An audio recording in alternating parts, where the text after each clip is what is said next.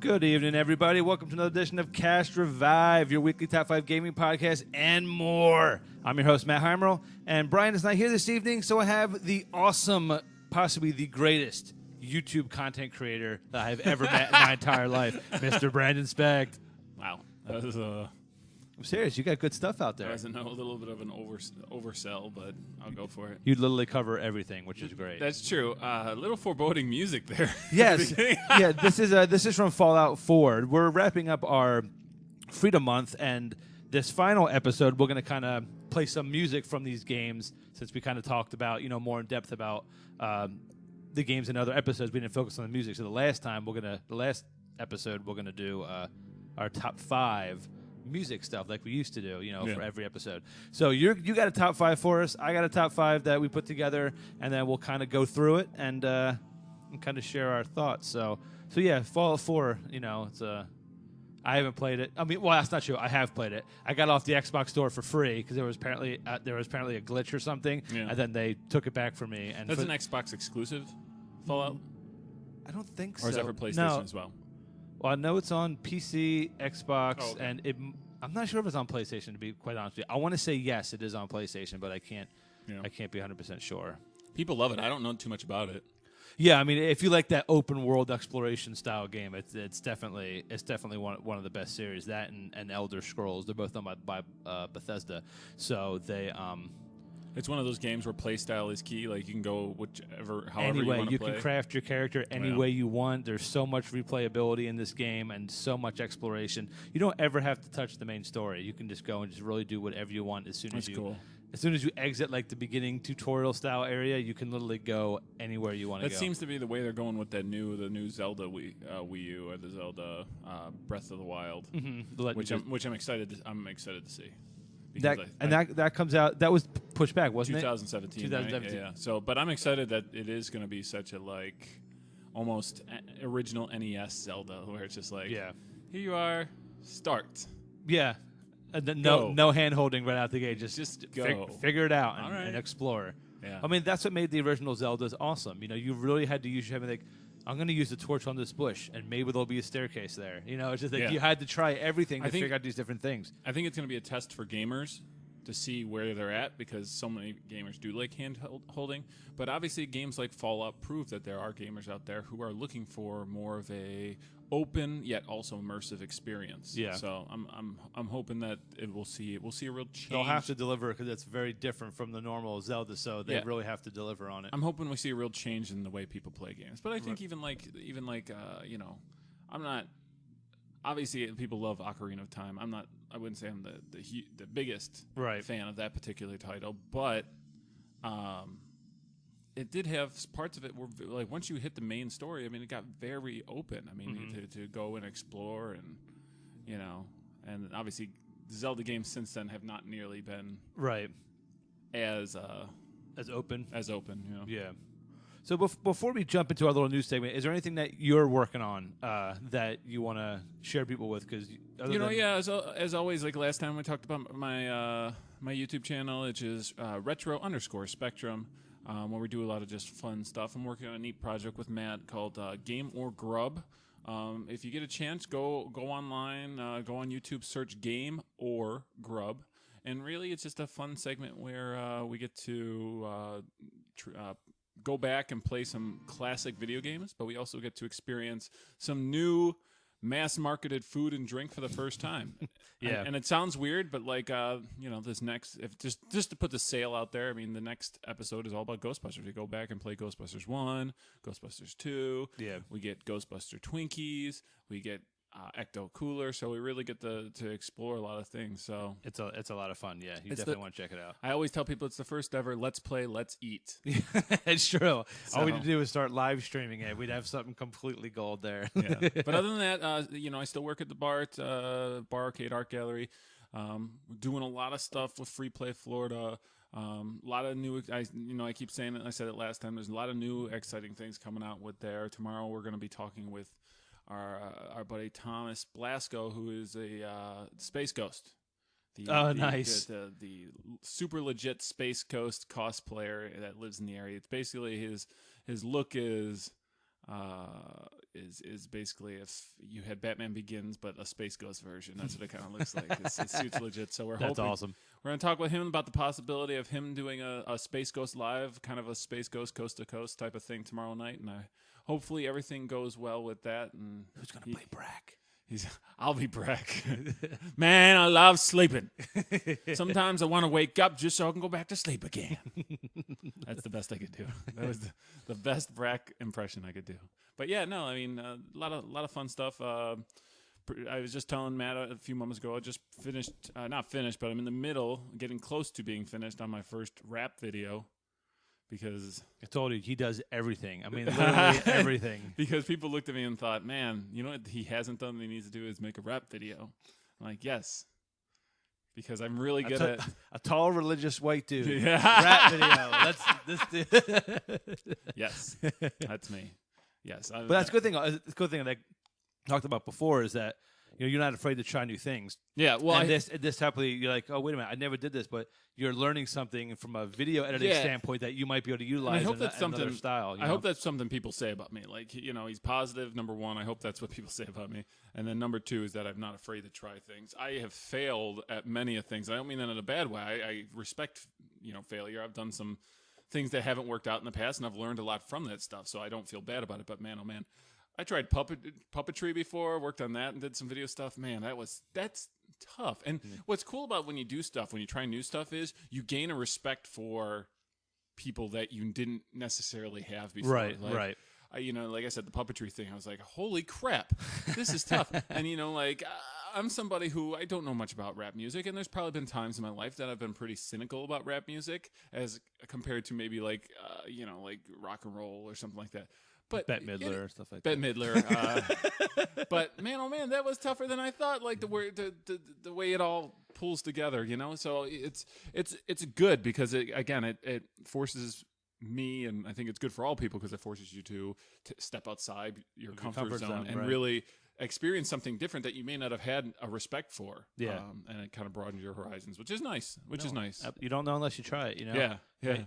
So that's really cool. Well, we look forward to seeing that when it's all done. Yeah, I'm hoping it'll be done probably in the next 2 weeks. So cool, awesome. But yeah, let's jump into our news segment real quick. We just have one thing we want to cover.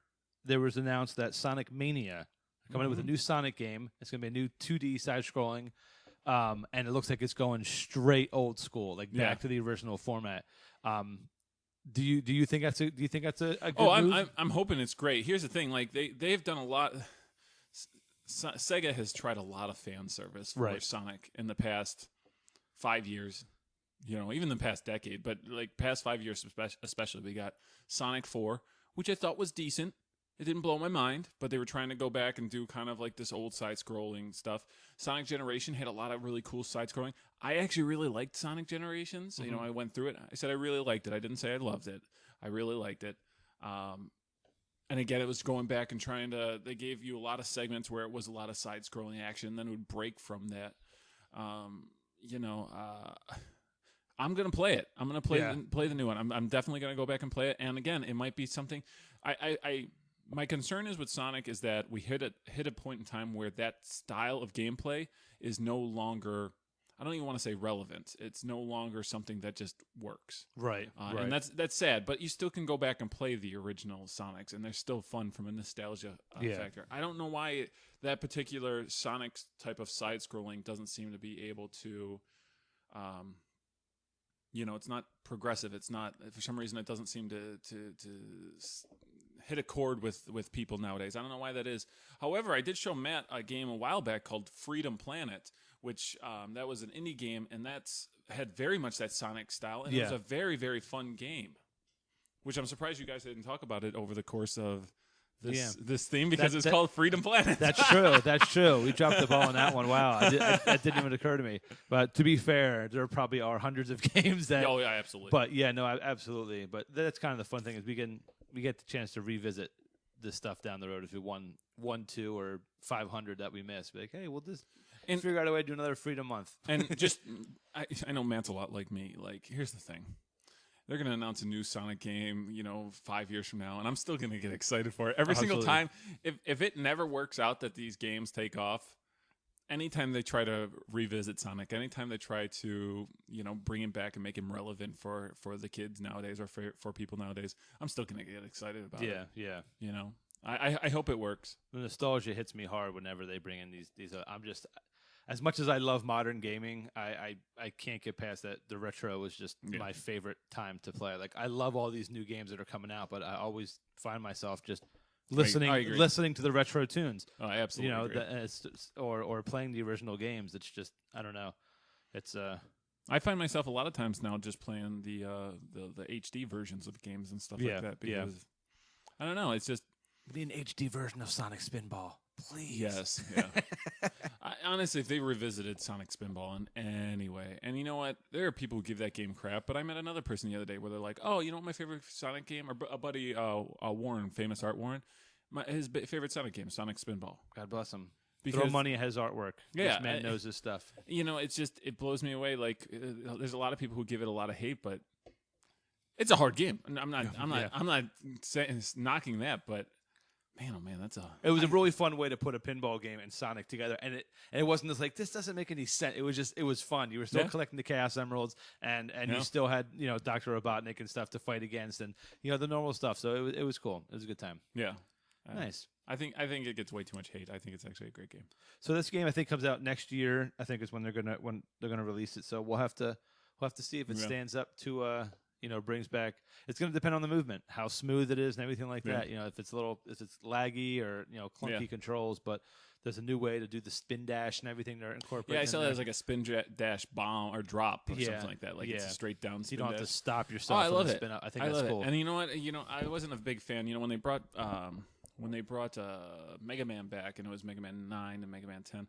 I wasn't a big fan of the fact that they completely depowered Mega Man to the point where you couldn't do slides, you couldn't do the power ups, the charge shots, and whatnot. Those were essential parts of Mega Man for me. So the fact that they're keeping Sonic and even enhancing him in some ways, giving him new power ups, and it's still that style, I'm excited for.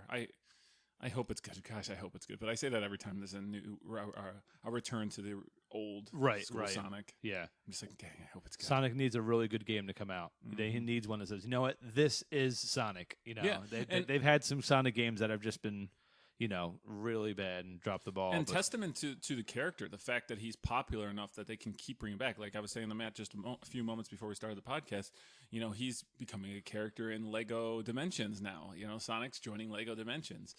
There's a really cool trailer out there where Golem from Lord of the Rings is looking at his ring and like, ha, ha, ha, ha. And then all of a sudden it disappears out of his hand. And he's like, what? Where's my ring? And then all of a sudden you see Sonic with the ring. That's awesome.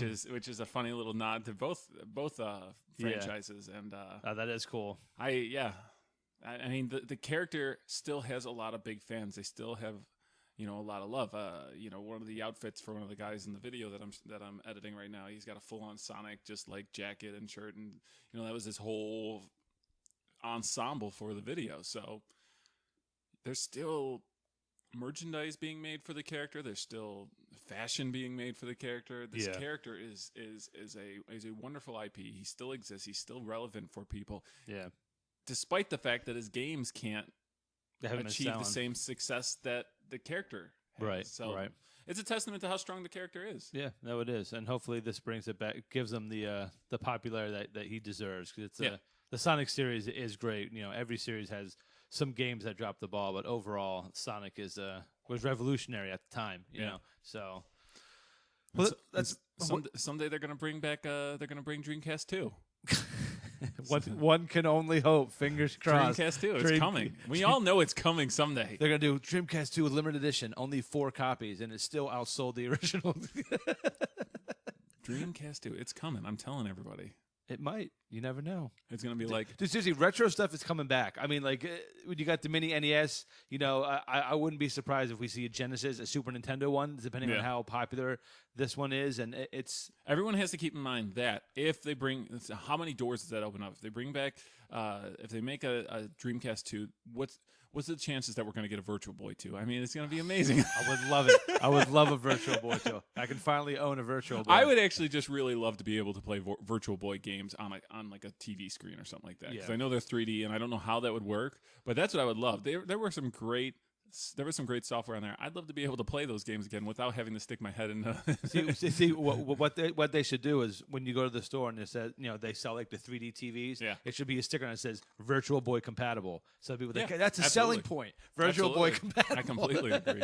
I'm gonna buy this just the off chance I find a Virtual Boy for like $600. Yeah. So God bless it. That scares me when there's like these retro games and you think some of them are just going to be lost. Yeah. Like if they don't find a way to put it out there, and then maybe there's not the audience for it. But Virtual Boy had some really strong software. It's the opposite of most Nintendo systems. Yeah. It was a bad system. I mean, I like the system, but it had Waterworld. It technically was a bad system, but started out with some great games. Usually you get very good Nintendo systems and they don't come out with any games. So it's like the opposite. Yeah. It's a shame. I mean, they had a really good idea. It just didn't work. It didn't work out. But we'll see. Maybe they'll do a Virtual Boy HD. They should do a compilation of all the systems that really didn't, like Virtual Cube U. Yeah, like all the Nintendo systems that really didn't really pan out. Virtual Cube U. That's a good name. Thank you. I think you should copyright that. Yeah. Right when NES goes, right when Nintendo goes to patent the name, they're like, "Wait a minute, who owns Virtual Cube U?" Yeah, like, all right, let's pay this guy $10 million. We'll buy it from him. All right, you can retire. Done. Become a professional rap video editor. No, I'd spend it all on Ecto Cooler. Nice, good man. If you can find it. Well, let's jump into our top 5. We're gonna go first.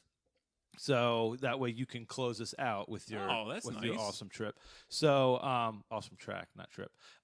So we're gonna start out with my number 5, talk about it for a bit, and then we'll move on to yours.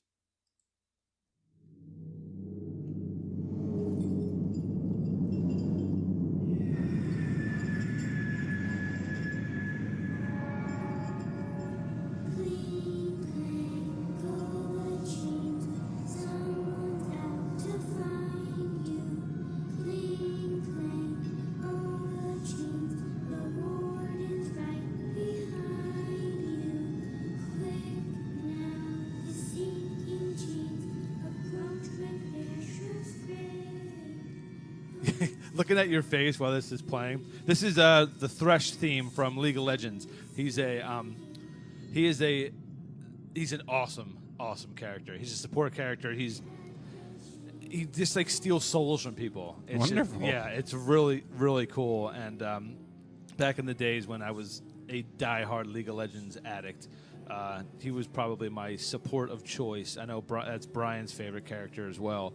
And some creepy stuff. I mean, he had all he carried on this lantern that he could use to like have people teleport to him, and then he had this ability that was called like the box, to where like this like little like green box came over, and just everybody just like completely like slowed down, like it was like sucking the life out of everybody. It was just very, very. League of Legends is like a third person is kind of above. Yeah, it's classified as a MOBA, which is a massive online battle arena, and I would say there's that. There's Dota 2, and Heroes of the Storm by Blizzard.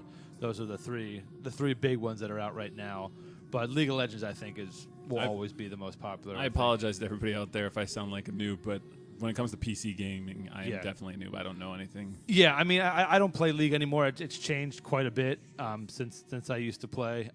But it was fun at the time. I mean, you have to. It's best to go in with a team of, I think it's 5 or 6 players. I think. Okay. It's been a couple years since I played this game, but the objective is you want to get to the other person's side, destroy their nexus or their core or whatever, and you win. So you have these like attack characters, support characters, defensive, jungler, and they all have a specific role that they have to play to level up and then help destroy the other team.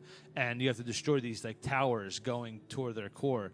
And there are little like, AI, like computer controlled enemies that just run down that you kill. You farm them for experience to level your guy up. And then when you level up, you got to go back to base, buy gear and all this stuff. And it's very complex for a game. How long does an average session last? Oh man, in League it can last. I've played a game that was probably like 40, 45 minutes. Like, wow. That's not horrible. Yeah. Not really. But I mean, the reason why I like Heroes of the Storm is because they last like 15, 20 minutes. Very quick. There's no gear to get. It's more team based. So, but this game was fun. We had to put it in there because its league, you know, and Brian picked the Thresh theme, and it was very appropriate. So we open with a very ominous Fallout 4, and then right into Thresh. Is this their Halloween episode? I was gonna say, yeah, this video so far. Maybe I picked the wrong choices. But he's a really really really awesome character. So I had to play it. So hope you enjoyed it, Brandon. But look on your face, you want to go and install League of Legends on your computer right now and play some Thresh. We're going to kick it up with something a little more lighthearted, and I think you're really going to love your number 5. I hope so.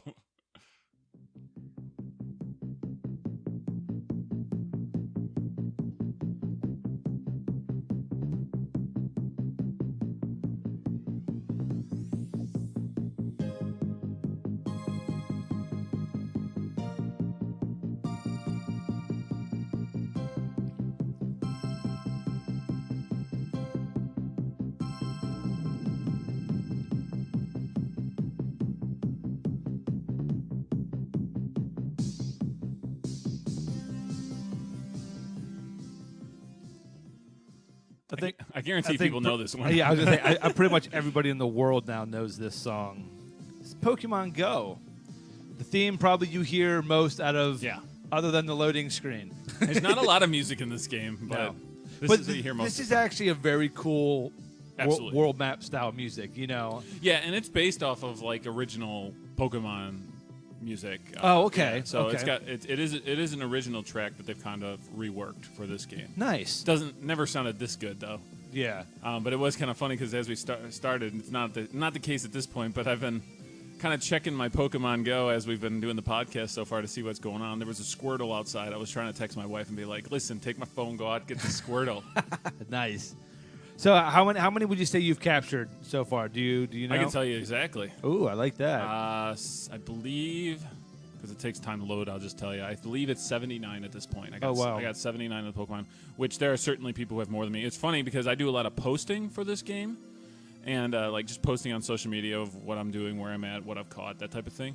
And a lot of people assume like, oh my gosh, he must have everything, and I don't have everything. Like everyone assumes I do because I post a lot, but in fact, you know, there are, I would say the majority of people I know, or at least, no, I shouldn't say the majority of people. I know a good amount of people who currently have more Pokemon than I do. Right. So, but yeah, I mean, it is ridiculously fun. It is, you know, Pokemon's one of those interesting things because they continually, it's one of those ones that doesn't have to change. Pokemon doesn't have to change. It just continually produces just new Pokemon, and then they just enhance the gameplay. But most main Pokemon titles on the main series, you know, I hate to say it for the fans out there, but it's pretty much just, I don't want to say regurgitation, but it's pretty much the same thing.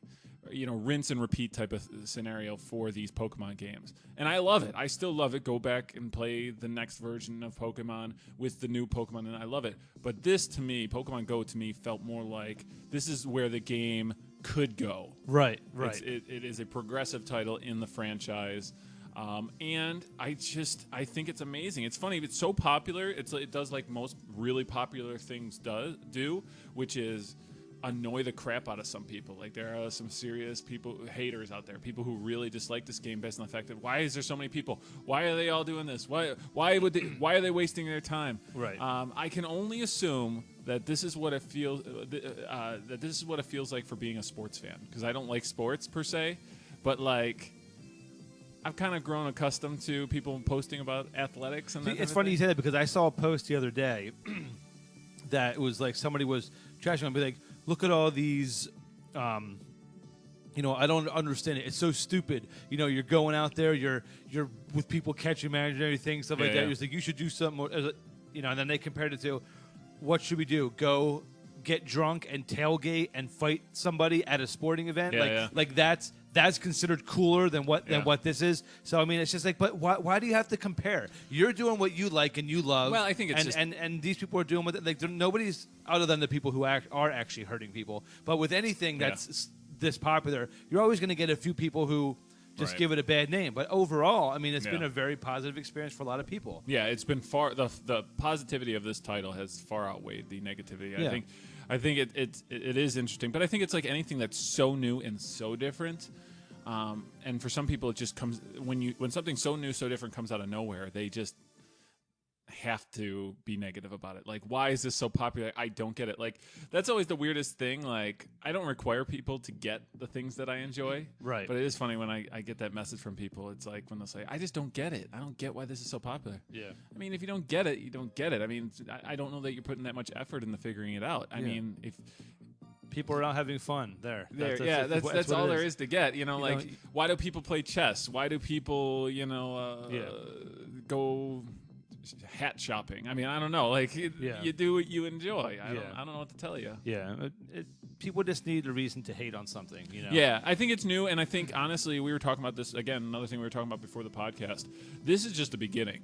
Yeah. This is a new kind of game that's getting people outside their houses, that get people to interact with each other, and it's a new kind of game, and you're only going to see more. They've already announced that they're developing some sort of Harry Potter-themed GPS type of game. I will be all on board for that one, too. Yeah. I hope it's super awesome. But it's anything that's this popular, you know there's going to be other groups following suit. Think Skylanders. Remember when Skylanders first came out? Yeah. You know, it just became so popular so quick. So then, then Disney Infinity, then Amiibos, then Lego Dimensions. It just, all these other groups follow suit because where something is popular, where there's money being made, and there is certainly money being made with Pokemon Go.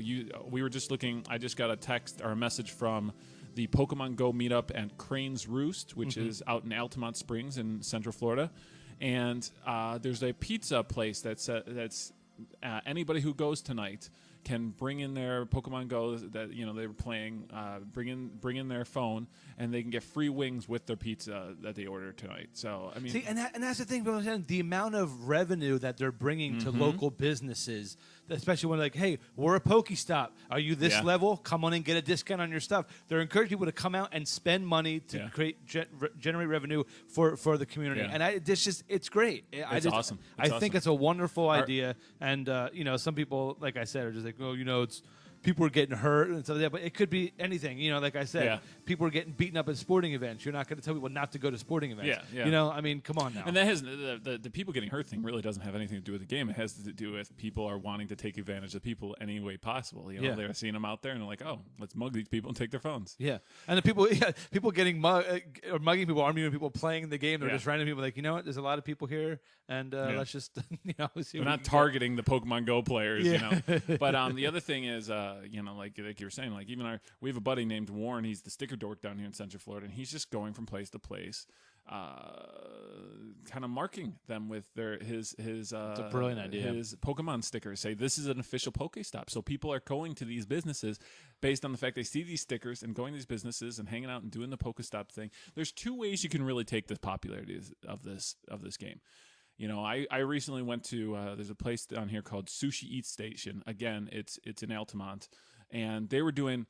It wasn't a Pokestop, but they were doing, if you have Pokemon based on your level, you can get something free. So, like, both my wife and I got free appetizers at Sushi Station because we were over level 15. Right. That's awesome. Yeah. But then there's other businesses. I saw one with a sign the other day. I don't know if it was local, but someone had a sign where it said, you cannot sit and use Pokestop unless you are a actual customer. And it's like, you can take it the positive route and really get people to fall in love with your business based on the fact that you're embracing a part of their fan culture. Yeah. Or you can see this as a negative, and I don't know what you're going to get from it. You know, like I there was a record store we went to the other day, and I was educating the guy on it there. He's like, I don't get the popularity, and I said, you don't have to understand the popularity. What you have to understand is me playing Pokemon Go brought me in your store today, and I just bought a record. Yeah.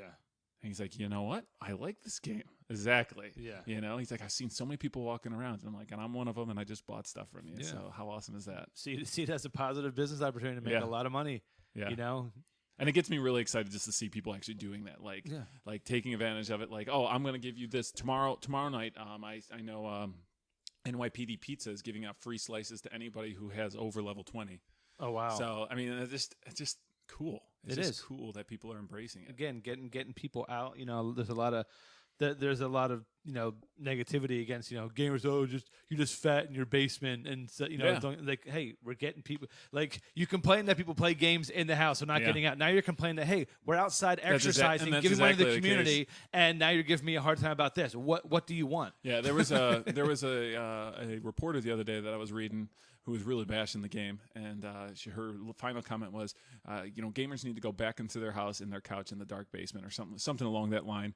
I'm paraphrasing because I don't remember the exact word, and it was like such a wow. Yeah. How did you get your job? Yeah. Like, that's awful. Like, people are getting out of the house, and that is so cool. If you can get people in Central Florida in the middle of summer to leave their house, you have just achieved miracles. Yeah. Because it's true. I don't want to leave the air conditioner. I want to be standing within a foot of the air conditioner. Yeah. Yeah. So it's really an astounding thing.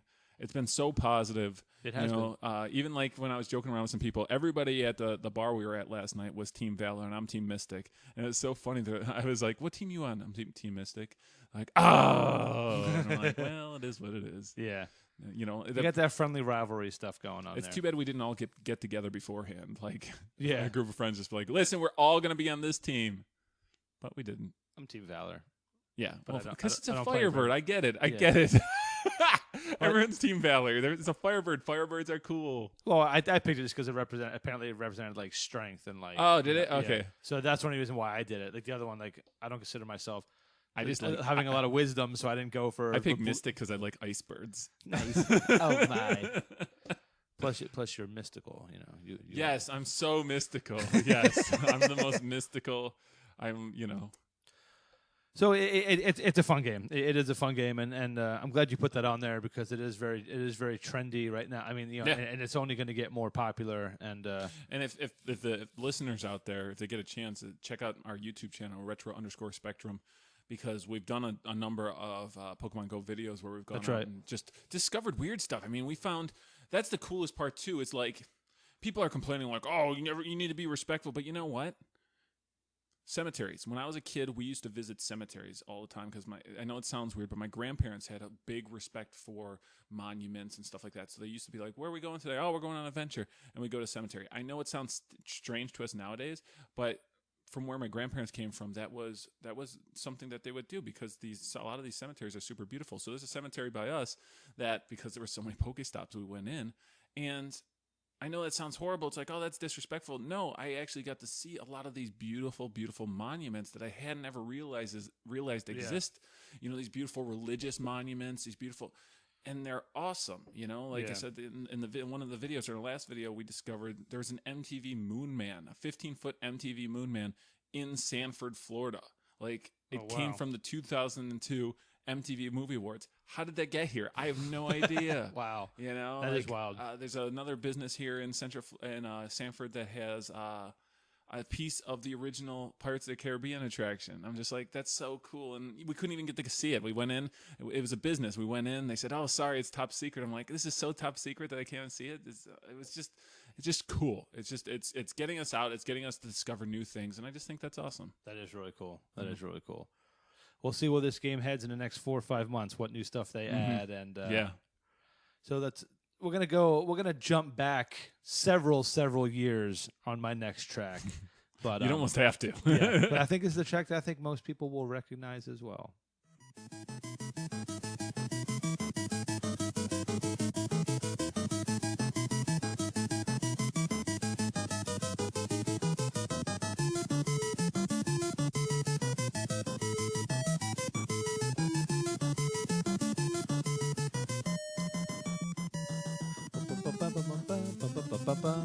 Little Double Dragon for the NES. Yeah. This is not even one of those Double Dragon tracks I would think for someone to pick. This is Mission 4. This is near the end. You're near the end of a very brutal game. I believe this is from the board where you all put on Russian hats and you start dancing. Start dancing, yeah. This is one of the first games that my brother and I really got to play together. We played Zelda together.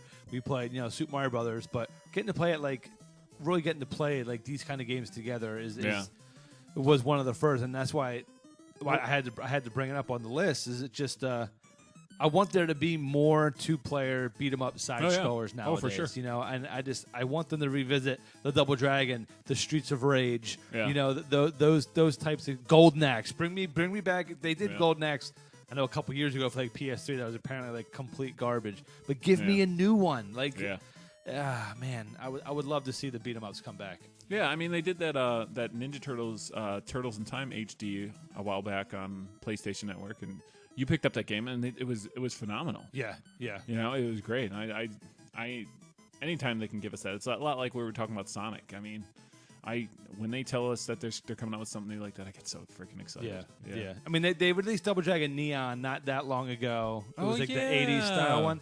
I wasn't a huge fan. I have it on Steam. I wasn't jumping up and down like while I was playing it, but it was nice to revisit Double Dragon again. But I want something like what I want is never going to happen. Like, you know, I want like today's consoles. The thing is, you want to go back in time and experience those things for the first time again. Yeah, and I get that. I mean, that's what nostalgia is. Yeah, you know, you can never. Unfortunately, you can never do that. You know, fortunately, there are new things that do come out that can kind of give us that, you know, and we'll go, you know, 20 years from now, we'll think about those things again. Like the first, like for you having a kid, I mean, there's going to be kid nostalgia at some point for you, like remembering, you know, when you had your kid and watching her become nostalgic for things or, you know, things that she was super excited about. And, you know, it's funny when I met Matt, he wasn't a father yet.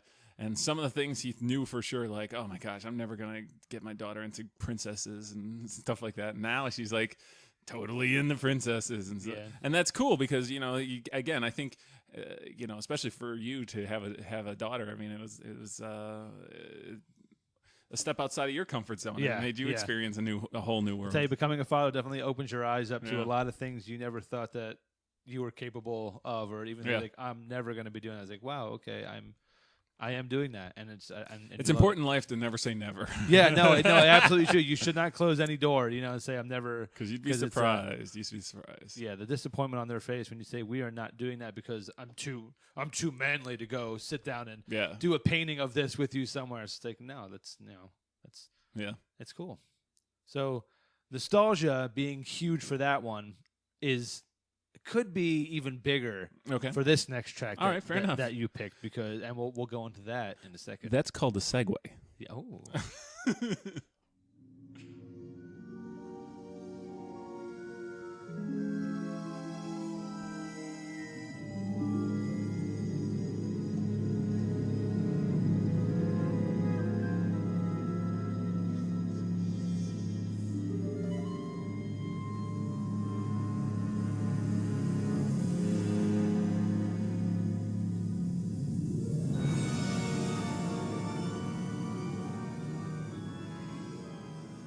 Star Wars Battlefront. Yeah.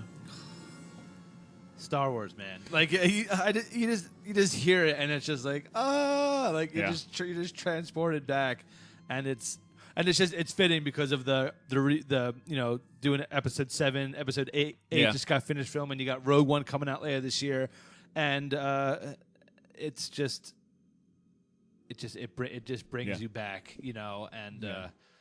I was very happy that you put one of the Battlefronts on here because it's just the compositions for anything done in Star Wars is just amazing. This was an easy one to find because I was like, well, I'll pick one from Star Wars Battlefront because all the music's going to be awesome. Yeah, no, absolutely. You know, like I almost feel like it's a little unfair for EA in this case because it was like, hey, we got to produce a game. Well, I guess we got the music taken care of because we have an awesome library of John Williams songs that we can pull from. It's like, wow, so. And that's just it. You don't have to come up with any like real original pieces. You have the foundation set. Let's give your interpretation of what he has already created and throw it in. And even though, you know, these games, they're not scored by John Williams, you can hear John Williams in it. Yeah. You know, and that's what's great. That's what's great. I hope they give him. I actually do hope they give him some sort of royalty for, because I mean, like, while it's not scored by John Williams, you can hear John Williams' themes throughout it. So I imagine there's got to be some sort of, you know, a producer credit, or he's involved in some sense because they are taking specific lines, tracks, you know, pieces. And well, I mean, they would have, because I mean, in almost every single Star Wars games, they usually start with the same way with the main Star Wars theme. You know, and it just must have been like an amazing feeling, like when he was scoring this movie, just to know that theme would become one of the most influential, Yeah. you know, in all of cinematic history. I Yeah. mean, just being a part of that. And he's still composing. Like the dude's in yeah. his 80s and he is still composing for these movies. Yeah. I hope he can finish 8 and can finish 9. I have a peer at work. What would you call that? A friend at work. I was trying to come up with a term. A fellow employee, who she's I think just turned 30, but she's got a mad crush on John Williams. Like she was like, all right, she's engaged, and she's like, but I totally would leave my fiance right now if John Williams was like, hey. I can understand that because I would leave my wife for John Williams. Yeah, as well. yeah, no, for sure. Like, I mean, the stuff he's done is phenomenal. Yeah. Just imagine like being like winning a contest and be like, come over, I'm gonna sit down. You get like a one-on-one like hour lesson with John Williams to study composition. Like, just be like, this is like. And he immediately quits music after hearing you, not because you're so good, but because you're so bad. Yeah, it's like, really, you're Wow. you're the one who wins. You're sitting here playing Pokemon Go, and I'm trying to teach you. Wait, John Williams, there's a Pokemon on your forehead. It was actually a video that 2 kids were playing out in front of his saw house, that, and I saw yeah. it, and then he came out and was talking about it. Like, Wonderful. It's awesome, you know. Wonderful. So it's What you didn't see is what happened right after the video, where he's like, all of a sudden he's like, Yeah, thanks, guys, that was awesome. All of a sudden these stormtroopers come out and just like, drag him down the street, no, throw him into the trash compactor. trash compactor, yeah. Yes. Oh man. So Battlefront's a great game. You know, And that was actually the I believe Jakku theme, right? So yes. So I mean, I tried to pick something from that was based off of the newer movies, just because obviously that is so relevant right now. Yeah. So who knew that I was picking Pokemon Go and the new Star Wars? I mean, I'm so relevant. You are relevant. I'm so hip and. We're gonna see how relevant you really are, though. Oh, okay. See if you can guess what game this Nope. next theme is from.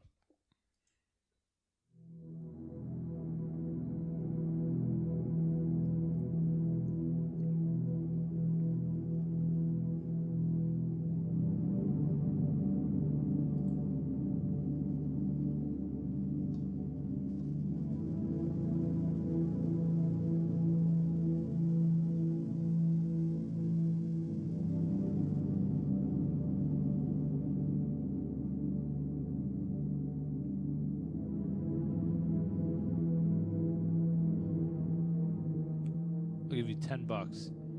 I'm gonna go with. I'll give you a hint though. This game has not yet been released. Oh shit. Yeah. That's not fair. I'm gonna go with No Man's Sky. Do you have the list? Yeah, I put up the list. Oh man, Yes. cheater!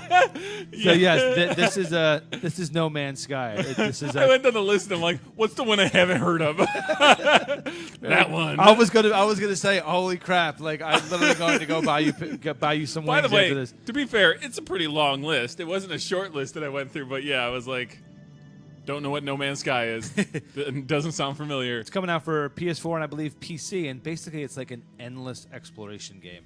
They said Okay. there were like trillions and trillions of planets that they put out there, and Jeez. they said you could literally play this game and never see another person, like unless you like all So- go into the same coordinates. Like you travel and it's So it is all. There are other people playing in the same universe. in the same universe At It's the same time. Yeah. So It just made you'll me- go on a planet, you'll go and explore, you'll gather, food, whatever to stay alive, and Right. you'll just traverse and look around, and then claim the planet or whatever, and then you go to the next one. You could literally not see another person. I feel like this game could actually be potentially too real about space travel. Like, I never met anyone ever. It was a very lonely existence. Yeah. It has the potential to really be a little bit too realistic. And the thing is, and that's what one of the things Brian and I talked about is that we're on opposite ends. He wants to be able to get to a planet quickly and spend his time exploring. I want the opposite. I Yeah. want to be able to take a long time getting to a planet. I want to see space. I want to be flying past little stars and stuff. Yeah. I wanted to.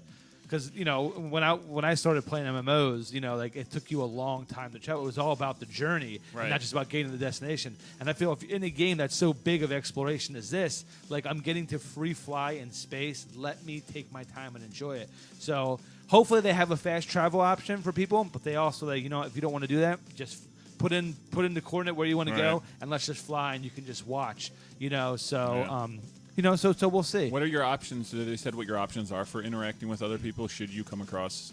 I don't know. I mean, not that much has really been released about. I mean, the game comes out soon. I think like next month. Wow. So, but a lot's been kept in the dark. I think they just released an article on combat and stuff like that. But I don't think it's all about like fighting other people. I think it's just fighting off like the animals or what creatures that are on that particular. Yeah, planet. I was just curious if you could be just like a total jerk, and just be like, listen, that's a lot of cool stuff you just farmed. Give it to me.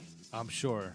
Could you be like a Walking Dead type of scenario where it's I would not be surprised, and that's because I think what I read as well is that once your character dies, that's it. Like your character. So I could be like, oh, I just finally got to where I'm gonna go. You land, and someone just like takes you out. You're like, no. I mean, it could be heartbreaking in a sense. Work really hard. Absolutely could be. So, but I'm not 100% sure exactly on all of that. But it looks great. I want to get it for PS4.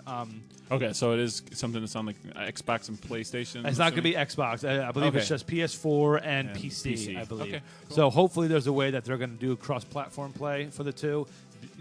I know they've been talking about that more with cross-platform stuff. Yeah. Has that happened in the past? Have they ever done that? PC and console, yes, they have. Okay. But PS4 and Xbox, not yet. But it's too much of a rivalry. Yeah, but they've been in talks about doing it. So I think it's brilliant. I say just get rid of exclusives. Yeah. Let these consoles just share games, let people play together. And I think it would extend the longevity of these games. I think the best thing for them to do is I think the consoles themselves should have exclusive IPs. Myself, that's what I think. They should have exclusive IPs. But the games that are on every single console, why not have them interact? Right. I mean, it never really fully made sense to me. It was like the thing is, if you have a PlayStation and I have an Xbox and we both want a game, something's got to give. One of us might give up our loyalty to a certain system so that we can play with our friend, and that's not good for anybody. Just like I used to play Destiny on Xbox. My cousin, a lot of his friends played on PS4. I was like, man, I wish I could join up with you guys and just play. Like, I don't want to. I have a PS4, but I don't want to go buy the game and then re-level all the way back up. Like, let's just, but, we'll see what happens. See what happens down the road. That would be cool too, like what you're saying. If you could just have an account on both systems. Say, someone like you have both consoles, the Xbox and PlayStation. Yeah. If you could have a joint account where you would be the same levels, whether or not you're on Xbox or PlayStation. Yeah. That seems like it would be the best first step. Yeah, no, I agree. And this next game would be great if they did branch out onto other systems. I somehow doubt that's ever going to happen. I don't think this is ever going to happen. No.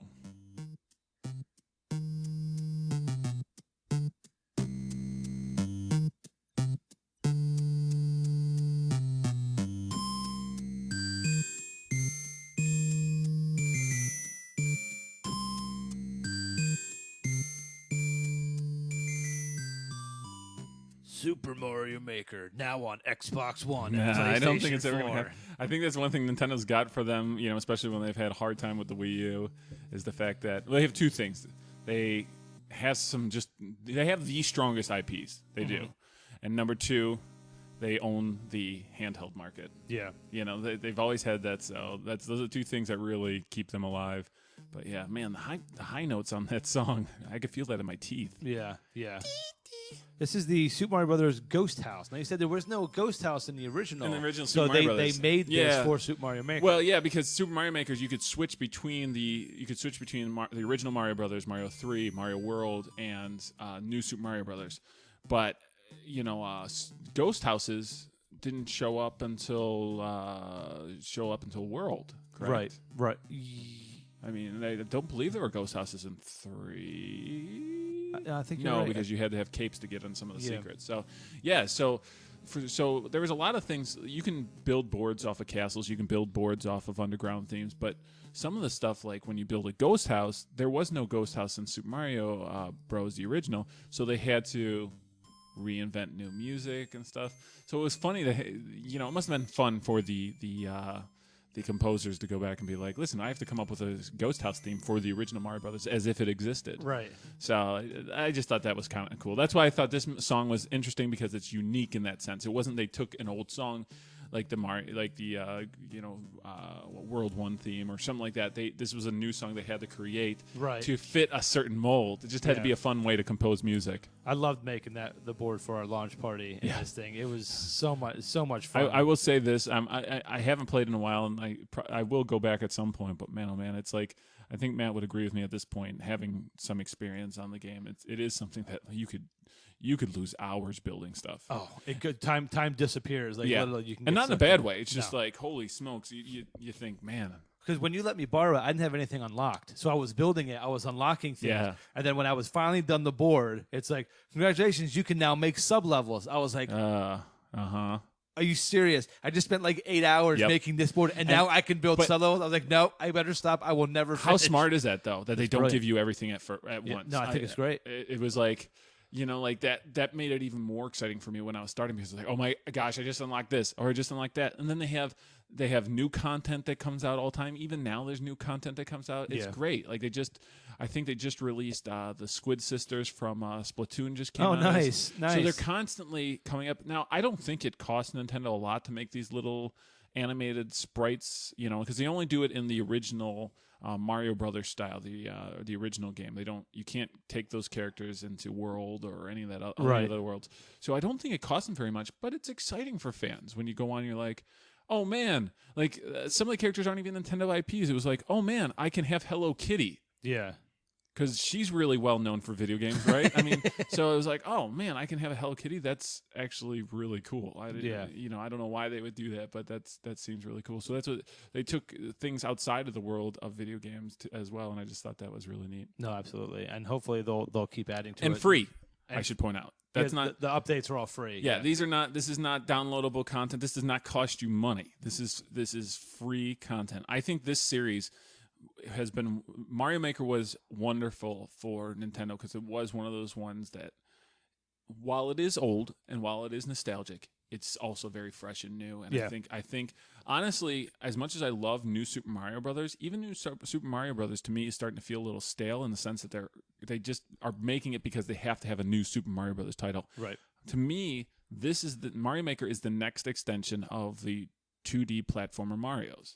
It's the next extension because for them to constantly, there's only so far you can take it. I mean, the graphics are getting better, but how good do the graphics have to be for Mario and a 2D side scroller? Right. They don't have to be tremendous. So when you start giving people the ability to make their own Mario, the possibilities are infinite. People are going to just make all the boards. I've said it before. You give the gaming community creative control to build it. You're going to see things that. And it's just going to increase the longevity of a game. I mean, so I wouldn't be surprised if you see the new Super Mario franchise kind of fizzle out. I don't mean that in a bad way. I actually really enjoy those games, but they do kind of feel like a little stale at this point for me because it's a lot of the same, and it become more about the Mario Maker. This is all about marketing. They're seeing what are people doing. That's a cool concept. Let's maybe take some of these elements and put them in the new games. It's not that Nintendo was the first to think of this. I mean, it's definitely the Minecraft mentality of where like people are like, hey, building our. Again, it's a very positive thing for gaming. People looked at Minecraft and they were like, "Why is this so popular? I don't get it. Why do kids play this? Oh, it's educational too." It's educational.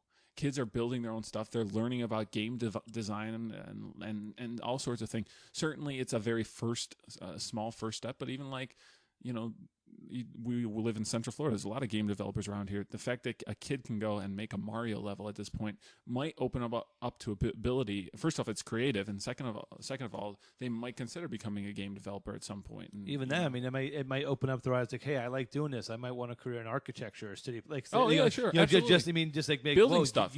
You have a knack for this kind of design. It's Legos just on the screen.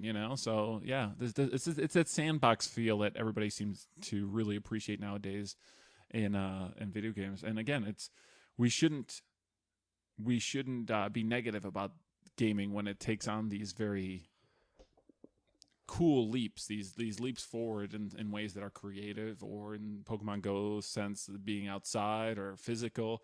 I mean, it's actually quite wonderful. I agree. I completely agree. Have you heard of this next game? Maybe. Sounds really cool, doesn't it? Well, I guess we'll see.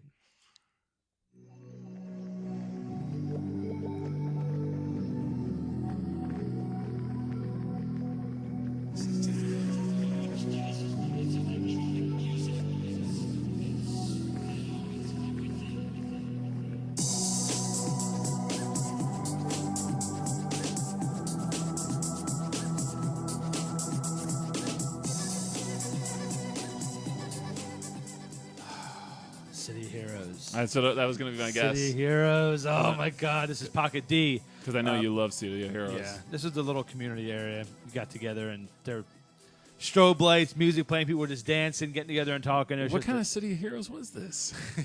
It was a place where everybody could just come together and just hang up their capes and just sit down and talk about their day. And yeah, it was really cool. It was literally like. Because in other games, people are like in little tunnels, just kind of hanging out. This is like their first like area where like, all right, where's everybody hanging out? Oh, let's go to Pocket D. There's people in there and just sit and just it's an online chat room. Yeah. Basically what it was. People who didn't want to go unless they just wanted to come in. I just want to sit there and just talk to people. I don't want to do any quests or anything like that. Right. It was just a really really cool area and I won a costume contest there for one of my guys. Awesome. My little dragon that I did. There was one of the game devs and stuff was in. That's really cool. It. Yeah. So I won some prizes and stuff like that. So really really cool. Really cool experience. Shame the game is shut down now and stuff like that. But yeah, one of the better MMOs that we've played. I know Marcy and I have played games before where they had some of that similar aspect where it was like they had costume contests and the game they created the developers or the people who monitor the game will come in and they judge it's really cool. I don't know. Do they do a lot of that stuff nowadays? I mean, it was kind of early on. I see a lot of it. The ones that I really see are done by like live streamers. Okay. There's a guy named Gotcha. Tally that I follow who does World of Warcraft. So it's changed. It's just Every still Friday there. he does this raid, and at the end of it, he has everybody line up and there's like a circle where you win. Oh, that's everybody cool. lines in a circle. He goes around, people dress up in different things, and he judges it, and then they win like World of Warcraft game time. So every Friday he gets people. So it still happens, just not so much built in by like run by the actual community of the game. It's run by the players themselves. Right. So that's cool. At least that I've seen. Some games they might, but well, I guess that in that sense it is the next extension. I would be like, okay, let the gamers have control. So yeah, that's kind of cool. No, absolutely.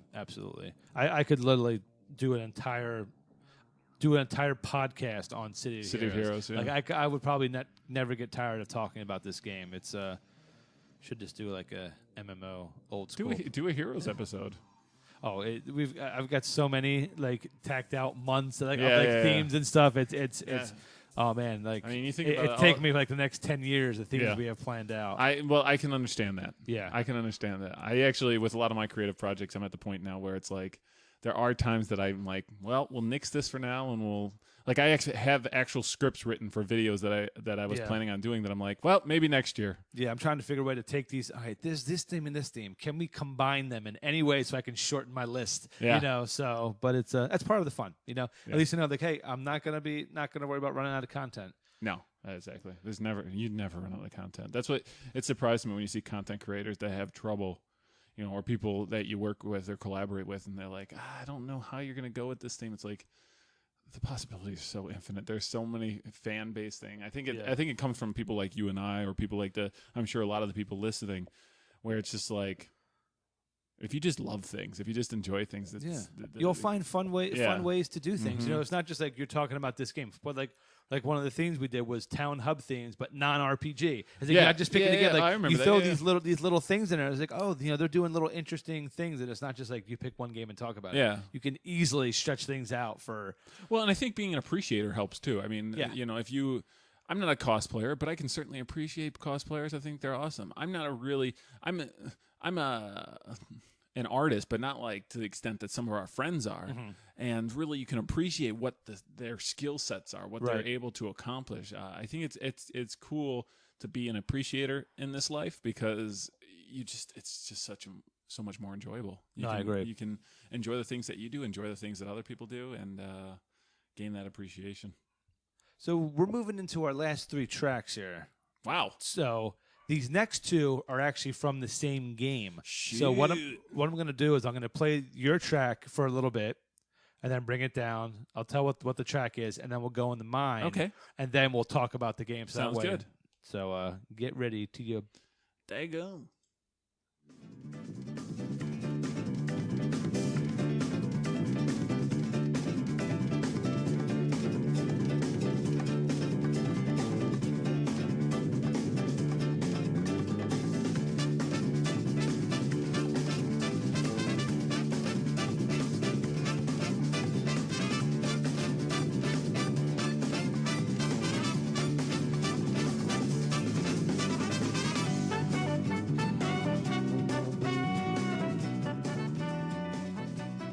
I love this. The Chocobo theme for Final Fantasy 13. So we'll get in a little bit more about all that after we play my track from the same game.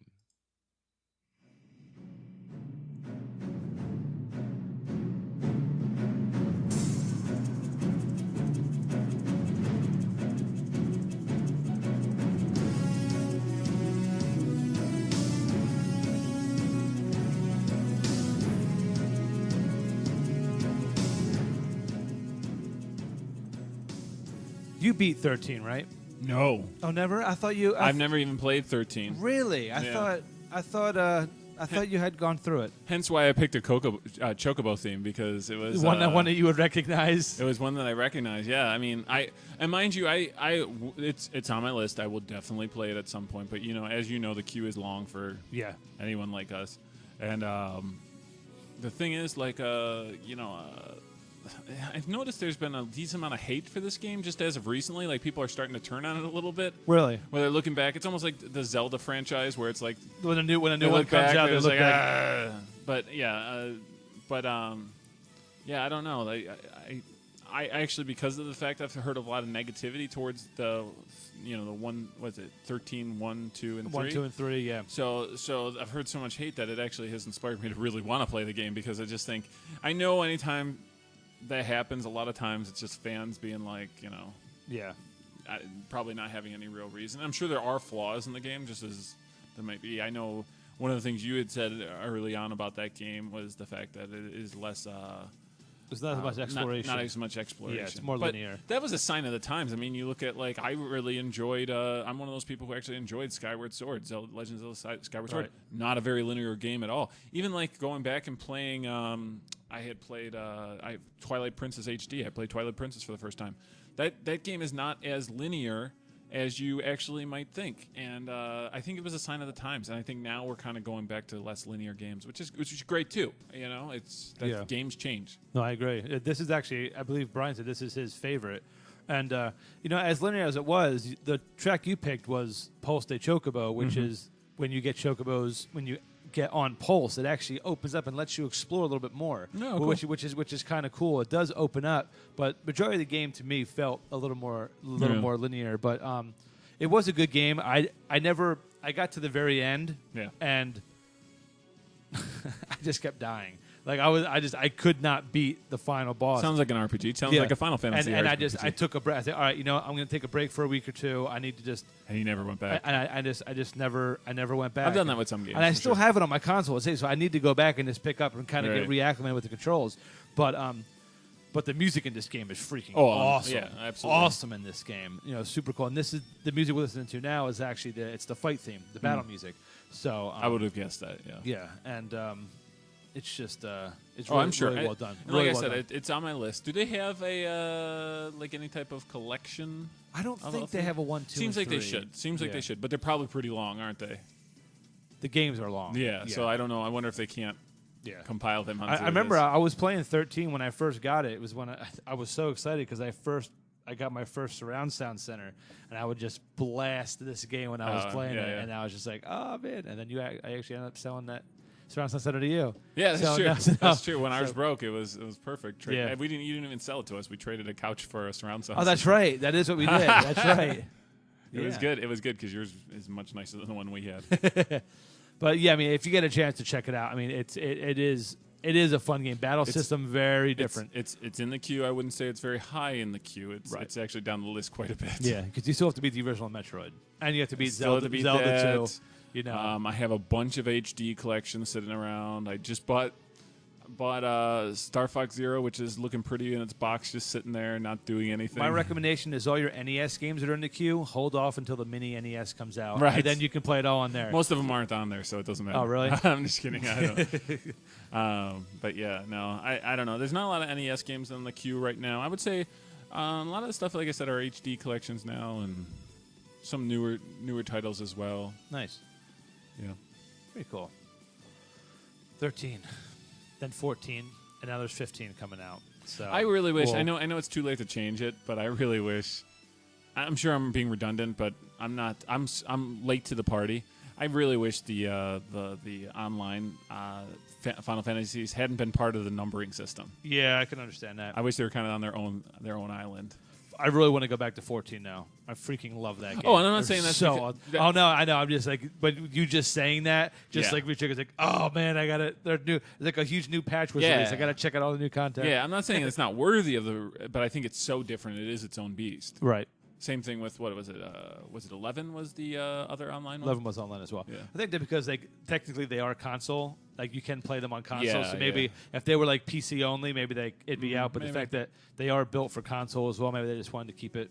Maybe. I mean, but certainly there are console Final Fantasies that aren't in the numbering system. I mean, you have Very true. all Very the true. Nintendo Crystal Chronicles, or I can't remember what they're called, but there's all Yeah. those ones. So, yeah, I don't know. Yeah. Are you gonna get 15 when it comes out? I Before don't we have move on. a system to play it on right now. You know, I only have a Wii U, and it's not going to be on there. But you did say that well, you said that you would get one if Final Fantasy VII, if they do a bundle of and I might end up playing it.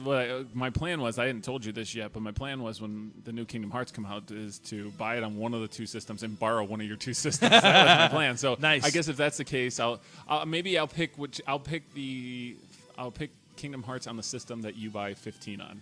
Okay. So then I can go right from one into the There other. you go. So there Very you go. good. Very as good. long as you're willing to loan it to me for an extended period of time. Nice. We'll do it. Maybe if they both are out by next summer, maybe I'll borrow it from you and crank it all out in one summer. Nice. It is possible. Your number one, your final track. We talked about this game earlier. So we're going to play it, talk about it briefly, and then we're going to move into our outro segment. Nice. If you know what I mean.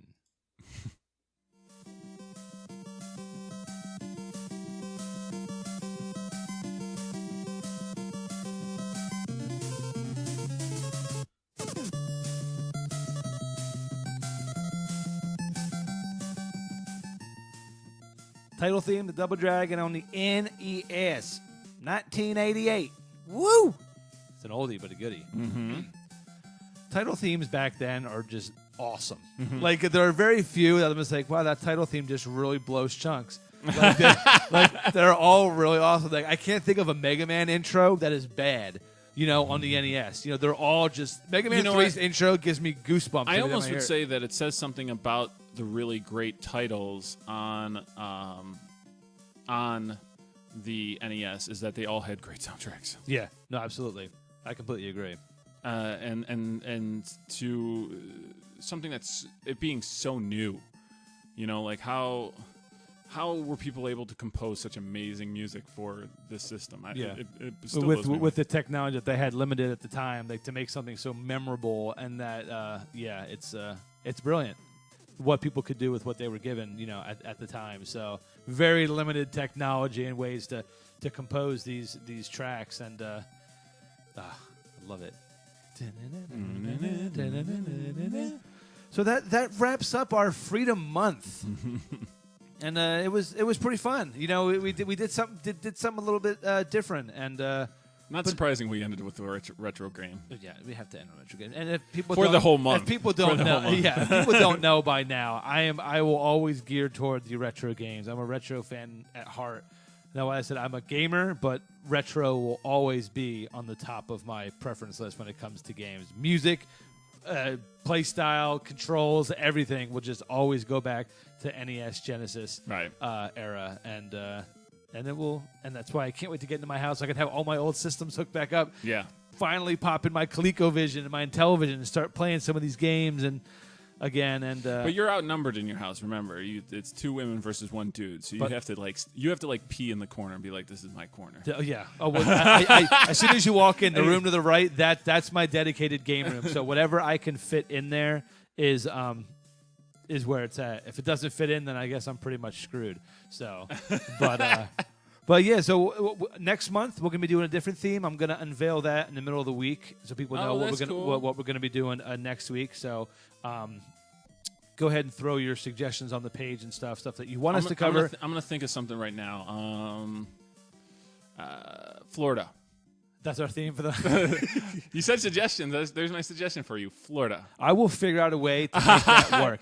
You don't even have to actually do games involving heat, lots of lots of windy, like hurricanes and stuff like that. Heat would be number one. Heat. So Mega Man 1, Heat Man would be in there. That he would be in there. I'm trying to think of what else. Orange juice. Is there an orange juice? I can't think. That was actually my first guess. I was trying to think of oranges. Well, you could do Animal Crossing because don't they pick oranges? Don't they? They do. They're oranges. You can let Olive bark. It's okay. Okay. Brandon's got his dog here. My dog just showed up, so she's gonna be. She's not good. She's girl. the opposite of a good girl. Dogs. Do a dog theme. Could do a dog theme. You could call the whole theme "Who Let the Dogs Out." Who let the dogs out? Oh man, viewership goes down. Not possible. We have no listeners. I can empathize with that. I can empathize with that. YouTube, podcasting world, man, we know what it's like. So, anything else you wanna plug or share before we cheese and rice it out of here? No, I just hope you invite me back before free play because I mean we really do. You know, the next couple months. I mean, I'll come back and do this anytime you want because we got a lot of exciting announcements. I'm just waiting for I'm really just waiting for the approval when we can actually say, hey, this is happening. This is happening. But I mean, so far some really great thing. I hope that next time I'm on, I can say, hey, we're definitely going to have a Space Ghost show with real deal. We're going to rent furniture and desks and all that stuff. Nice. And I know, we can tell you Billy Mitchell's going to be there. Obviously, Walter Day, all those classic guys. The big names. If you're local, beginning of November, come out to Free Play Florida. If you're not local, it's a great time to visit Florida. It's never a bad time to visit. Well, no, right now is a bad time to visit Florida. It's hot. Yeah. But November's great time of year. You can hit up some of the theme parks. You can come to Free Play Florida. You will not be disappointed. I mean, it's Central Florida's biggest arcade pinball convention. Yeah, it's legit. It's humongous. Matt and the Geek Street Station guys are all going to be out there this year, which I'm so excited to bring those guys in. Man, I guess I should end this by just saying a big thank you to everyone who's a part of Free Play Florida in the past and in the future, the people who are joining us this year, because it's so cool. It's not like a clique of cool people. It's a clique of decent human beings. Yeah. And I shouldn't even use the word clique. It's a gathering of people who are just like-minded, passionate, empathetic, sympathetic, easygoing. It's not, I'll be honest with you, we do these panels and stuff like that. We're never right on time. It's just kind of like, okay, here's some of the guests are showing up slowly. Let's start the panel here. And we kind of play it by ear. Right. And it's just, it's, and people who get that mentality of like collaboration and self-appreciation, they are the ones that are also saying, we want to be a part of this from year to year. And I hope it builds and that I hope Geek Street Station joins us in future years. I hope it really works out for you guys. Yeah. And it's been that way with the artists. A lot of the artists that we've brought in that are just really easy to work with, they stick with us. And it's a phenomenal time. And we'll be sharing more on that as it gets closer. When we get confirmation, different events, things are going to be happening. We'll be really heavily promoting this, so you guys can come on out, see us, and see all the great things that these guys are putting together. They're really working their rear ends off to make sure this is going to be the big year. They got some really cool stuff planned. Yeah. So, and if you want to see us in person, you can come out tomorrow to the. Well, I guess I should say today. You should come out today. If you're listening if you're listening to this in the morning, we're going to be at the Winter Park Regal for the Killing Joke. Buy your tickets immediately while you're listening right to this. now, yes. Yeah. We're going to be at Winter Park Regal for the Killing Joke, Geek Street Station. We're setting up a little table. We're going to have prizes and little things going on there. So coming out. What time does that start? 6:30. The Killing Joke starts at 7:30. We'll be there from 6:30 till 7:15 until I go in there and make sure I don't miss anything. Yeah, so. I'm hoping I can stop by. Like I said, we got that meeting tomorrow, but it's not too far from you guys. I'm hoping I can stop by and see your whole setup and see how you guys are doing. So yeah, it's going to be a lot of fun. It's going to be a lot of fun. So you can look us up on all of our social media, normal Facebook, Twitter stuff, but big thing is Geek Street Station with Cash Revive underneath there. Just go to that website and you'll find blogs and videos and all kinds of good stuff. So anything else? That's it for me. Thank you. Thank you, everybody, for listening. Thank you for being here, Brandon. And we're going to close you guys out with possibly the greatest video game of all time. I feel like that gets said a lot on the show. Sarcasm is definitely on a high level for this. We're leaving you with the Farmville theme song. There you go.